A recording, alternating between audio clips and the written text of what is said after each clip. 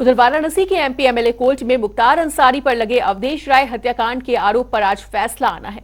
करीब 32 साल पुराने मामले में आरोपी मुख्तार अंसारी को जेल होगी या फिर बेल होगी या फिर उनकी रिहाई होगी, इस पर फैसला सुनाया जाएगा। और बताना चाहेंगे कि मुख्तार अंसारी पर 4 मामलों में विभिन्न अदालतों के फैसले में ये काफी अहम फैसला होगा। ऐसे में अब सभी की निगाहें कोर्ट के इस फैसले पर टिकी हुई है कि क्या अवधेश राय हत्याकांड मामले में मुख्तार अंसारी को सजा होगी या फिर रिहाई। तो करीब 32 साल पुराना ये पूरा मामला है और आज इसी मामले में एमपी एमएलए कोर्ट अपना फैसला सुनाएगा। तो कोर्ट के फैसले पर सभी की निगाहें टिकी हुई हैं और आज इस फैसले के बाद मुख्तार अंसारी की किस्मत तय होगी कि उन्हें सजा मिलती है या फिर उनकी रिहाई होती है। अगर न्यूनतम सजा की बात की जाए तो न्यूनतम सजा में ये सूत्रों के हवाले से खबर आ रही है कि न्यूनतम सजा के तौर पे भी अगर देखा जाए तो उम्र कैद की सजा होती है और अगर अधिकतम सजा की बात की जाए तो फांसी की सजा भी आज मुख्तार अंसारी को सुनाई जा सकती है। अवधेश राय हत्याकांड काफी ज्यादा चर्चित हत्याकांड था। 32 साल पुराना ये पूरा मामला है जिसमें इन्हें दोषी पाया गया था और काफी लंबे समय से ये केस चल रहा था। उसके बाद आज इस फैसले पर सभी की निगाहें टिकी हुई हैं कि क्या कुछ फैसला निकलकर सामने आता है। और इसी बड़ी खबर पर अधिक जानकारी के लिए धर्मेंद्र हमारे साथ जुड़े हुए हैं। तो धर्मेंद्र, आज मुख्तार अंसारी की किस्मत का फैसला आना है और क्या कुछ लगता है कि किस तरीके की दलीलें पेश की जाएंगी वकील की तरफ से और क्या कुछ अभी तक पेश किया गया है? देखिए मनीषा, फिलहाल में वाराणसी कोर्ट ने चूंकि इसके पहले की जो अग्रिम तिथि थी उस पे दोनों पक्षों की तीखी बहस हुई और तीखी बहस के बाद एमपी एमएलए कोर्ट के न्यायाधीश ने उसको फैसले को सुरक्षित कर लिया है। आज चंद मिनटों की बहस के बाद लगभग 12 से 1 फैसला आने की पूरी संभावना है। चूंकि 3 अगस्त 1993 में जो अवधेश राय हत्याकांड हुआ था उसके पैरोकार हैं कांग्रेस के नेता अजय राय, जो उनके भाई हैं। तो कहीं न कहीं जो स्थिति है वाराणसी की, जो ये हत्या हुई थी, तमाम साक्ष्यों को जो नियत तिथि थी उसके पहले उस पर पूरी तरह से पीड़ित पक्ष ने रखा था, पीड़ित पक्ष के अधिवक्ता ने। तो आज जो एमपी एमएलए कोर्ट का फैसला होगा उस पे सबकी निगाहें टिकी हुई हैं क्योंकि फैसले की घड़ी जो है वो काफी सेंसिटिव है और फैसले की संभावनाएं जो जताई जा रही हैं कि आजीवन कारावास या तो उसके अपेक्षित हो सकता है कि फांसी की सजा हो।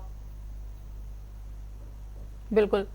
तो फिलहाल धर्मेंद्र से हमारा संपर्क टूट गया है। एक बार फिर से उनके साथ संपर्क साधने की कोशिश की जाएगी और वो भी यही बता रहे थे कि अगर अधिकतम फैसला सुनाया जाता है तो उन्हें फांसी की सजा भी हो सकती है और न्यूनतम फैसले की बात करें तो उम्र कैद की सजा भी उन्हें सुनाई जा सकती है।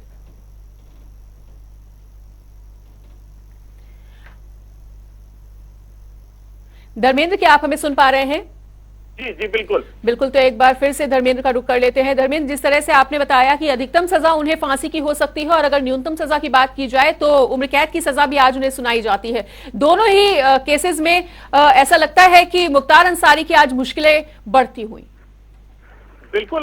मैं बताना चाहूंगा कि वाराणसी में जो स्थिति बनी है, अगली बार जो बहस हुई थी वो नियत तिथि जिला जज ने फैसले को एमपी एमएलए कोर्ट के जज ने फैसले को सुरक्षित न्यायाधीश ने रख लिया था और आज चूंकि फैसले की घड़ी है और जो पीड़ित पक्ष है अजय राय खुद मौके पर पहुंच गए हैं, केस की पैरोकार थे, वो लगातार इसकी 32 साल से कंटिन्यू खुद वो स्वतः कोर्ट आते थे और मामले को देखते थे क्योंकि उनके भाई का मामला है।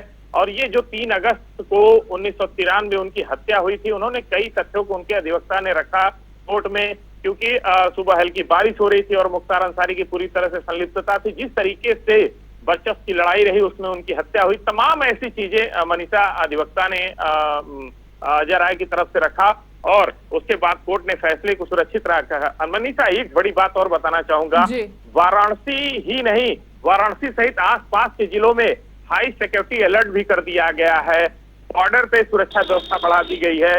वाराणसी जनपद कोर्ट की सुरक्षा बढ़ा दी गई है। उसके साथ साथ आसपास के जो जिले हैं, मऊ, गाजीपुर, अन्य जिलों की भी सुरक्षा बढ़ा दी गई है क्योंकि आज फैसला आएगा और फैसले के बाद सुरक्षा में किसी तरीके की लापरवाही न हो, इसको लेकर लॉ एंड ऑर्डर किसी तरीके से खराब न हो, उसके लोग उसको लेकर प्रशासन पूरी तरह से चुस्त और दुरुस्त मुस्तैद नजर आ रहा है।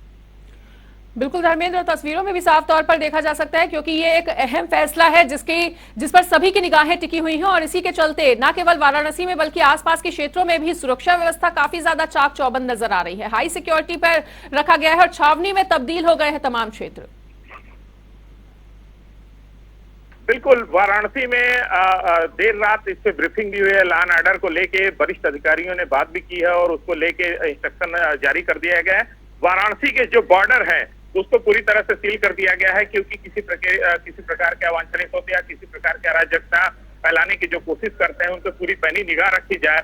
उसके साथ साथ वाराणसी जिला प्रशासन, रैपिड एक्शन फोर्स, तमाम ऐसी फोर्सेज हैं जो पूरी तरह से मुस्तैद हैं। उसके साथ साथ कोर्ट परिसर में भी सुरक्षा बढ़ा दी गई है क्योंकि 12 से 1 के बीच में जो फैसले की घड़ी होगी वो काफी महत्वपूर्ण मानी जा रही है क्योंकि फैसले में कुछ ऐसे सांकेतिक बातें निकल कर आ रही हैं। क्योंकि न्यायालय का मामला है, इस पे कुछ स्पष्ट नहीं कहना चाहूंगा, लेकिन कुछ ऐसी चीजें निकल कर आ रही है। सेंसिटिविटी बनी हुई है मनीषा, और वाराणसी में पूरी तरह से प्रशासन चुस्त और दुरुस्त देखने को मिल रहा है। जी बिल्कुल धर्मेंद्र, तो वाकई में काफी ज्यादा सेंसिटिव मामला है जैसा कि आपने भी बताया, लेकिन क्या अभी भी इस फैसले में कुछ बदलाव किए जा सकते हैं? क्या अभी भी वकील की तरफ से कुछ दलीलें पेश की जा सकती हैं जिसकी वजह से इस फैसले को बदला जाए, या जो फैसला सुरक्षित रखा गया है उसी को अब सुनाया जाएगा और उसी को अंतिम निर्णय माना जाएगा?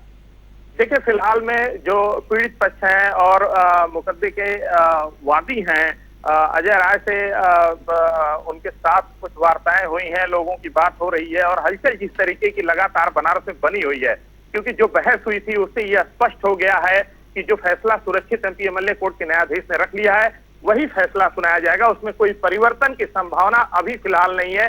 अब कोर्ट का समय हो गया है मनीषा, थोड़ी देर बाद कोर्ट में न्यायाधीश एमपी एमएलए कोर्ट के पहुंचेंगे। अब देखने वाली बात यह होती है कि फैसला क्या पहुंचते ही सुनाते हैं या 12 से 1 के बीच का जो निर्धारित समय दिया गया है उस बीच में सुनाया जाएगा। जी ठीक है धर्मेंद्र, तो इस तमाम जानकारी के लिए आपका बहुत बहुत शुक्रिया। तो मुख्तार अंसारी पर आज अहम फैसला आना है और 32 साल पुराना ये पूरा मामला है और इस मामले में आज जो भी फैसला आता है उससे मुख्तार अंसारी की किस्मत तय होगी। मुख्तार अंसारी को फांसी की सजा भी सुनाई जा सकती है और उम्र कैद की सजा भी हो सकती है और सभी की निगाहें फिलहाल इस पूरे फैसले पर टिकी हुई हैं।